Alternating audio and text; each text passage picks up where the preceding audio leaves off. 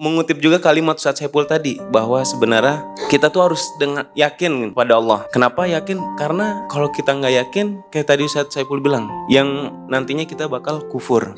Dan di sini saya akan ngasih pengalaman ya, bercerita sedikit untuk pemirsa juga yang di rumah. Sebenarnya waktu hari Minggu sore, ketika teman-teman futsal, agak saya singkat ceritanya. Nah di situ saya udah merasa pusing nih. Wow, pokoknya udah rebahan ketika kayak diajak. Biasanya kalau misalnya teman-teman pada futsal kan saya ikut tuh, walaupun cuma ngeliatin doang. Jadi olahraganya di sana mah skipping, lari-lari aja deh, nggak futsal. Nah kebetulan dan qadarullahnya juga saya sakit, jadi kayak pusingnya baru merasakan pusing ini nih. Jadi pusingnya luar biasa nih. Tumben nih pusingnya gini nih. Sehingga saya kayak aduh tiduran aja. Sampai kan yang di bawah pas saya tiduran tuh ada yang teriak bone.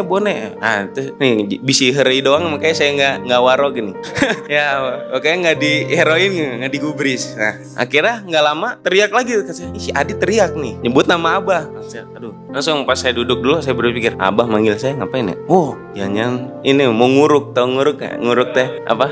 Ya gitu, pokoknya minden berangkal di kebun. Nah saya bilang di kebun. Nah kira ya Allah, kalau emang ini misalnya Abah minta tolong sembuhkan ya Allah, karena kurang kuat ya, maksudnya kalau masih sakit nggak maksimal. Jadi kira minta doa dulu dan yakin gitu. Nah dengan pokoknya sepanjang turun, dia bilang kayak Ladit ya, kayak turun, pas turun sekalian kayak memantapkan niat juga, ya Allah sembuhkan hamba ini supaya bisa membantu Abah. Nah qadarullah pas ke bawah ternyata bukan ini minden barang berangkal, tapi jagain kebon.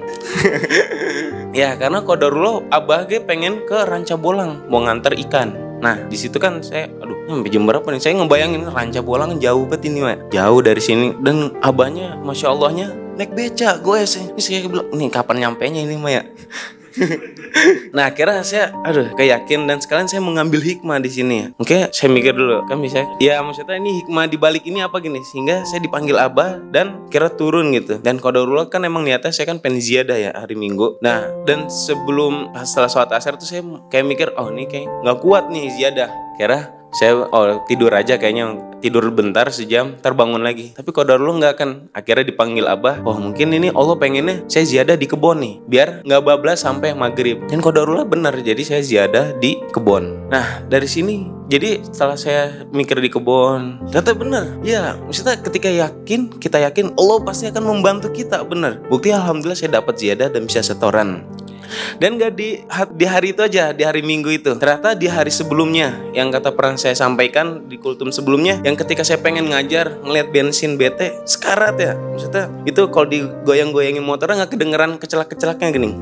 Nah itu saya mikir, aduh ya Allah ini pengen ngajar tapi begini bensinnya ya. Udah saya nyalain sambil kayak jikir dalam hati, sambil doa, ya Allah ini pengen ngajar tapi bensinnya gini, tapi ya Allah tolong sampaikan, oke jangan mogok di tengah jalan, mogoknya pas di pom bensin aja ya Allah gitu, saya bilang. Dan alhamdulillah ternyata ceritanya nggak jauh beda sama guru beliau gini. Ya hampir mirip ya, nggak jauh. Jadi di sini saya menyimpulkan bahwa kita emang harus yakin gini, nggak ada yang mustahil di dunia ini. Nah buat pemirsa juga dan akang-akang teteh-teteh di sini, bahwa yakin ke Allah itu emang sangat penting ya.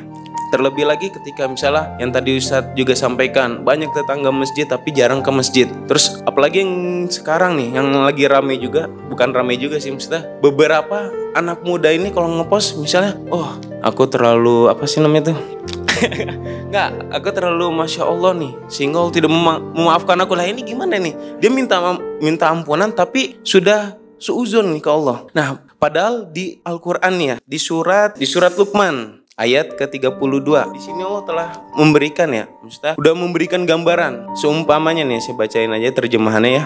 Dan apabila mereka digulung ombak yang besar seperti gunung, mereka menyuruh Allah dengan tulus ikhlas beragama kepadanya. Tetapi ketika Allah menyelamatkan mereka sampai di daratan, lalu sebagian mereka tetap menempuh jalan yang lurus, dan adapun yang mengingkari ayat-ayat kami, dan hanyalah pengkhianat yang tidak berterima kasih. Nah di sini saya berkesimpulan ya, bahwasanya Allah walaupun kita misalnya maksudnya kita termasuk yang zalimun nafsi binafsi ya. Nah di situ Allah tetap, walaupun kita meminta pertolongan, ya Allah tolong saya, pasti Allah menolong. Nah tapi setelah Allah menolong teman-teman sekalian, apakah teman-teman menempuh jalan yang benar atau malah mengingkari ayat-ayatnya?